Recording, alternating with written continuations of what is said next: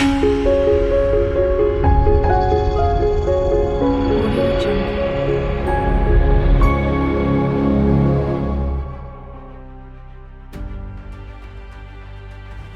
علیکم۔ ہم میں سے ہر ایک کو مچھر اور شہد کی مکھی سے ضرور پالا پڑتا ہے، کیونکہ یہ وہ جاندار ہیں جو دنیا کے ہر خطے میں پائے جاتے ہیں۔ انسان کو کاٹنا مچھر اور شہد کی مکھی کی جبلت میں شامل ہے، جو بعض کا انتہائی مہلک بھی ثابت ہو سکتا ہے۔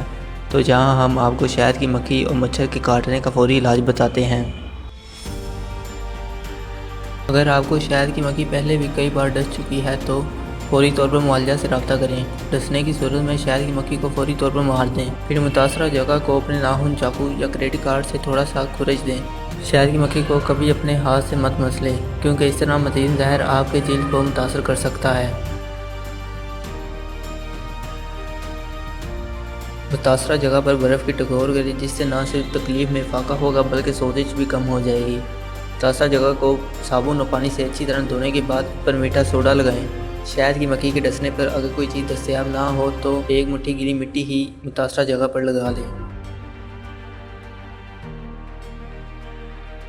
زیادہ تر مچھر کلائی اور ٹخنوں پر کاٹتے ہیں، کیونکہ ان دونوں جگہوں پر خون کی نالیاں جلد کے قریب ہوتی ہیں اور خون مچھر کی خوراک ہے۔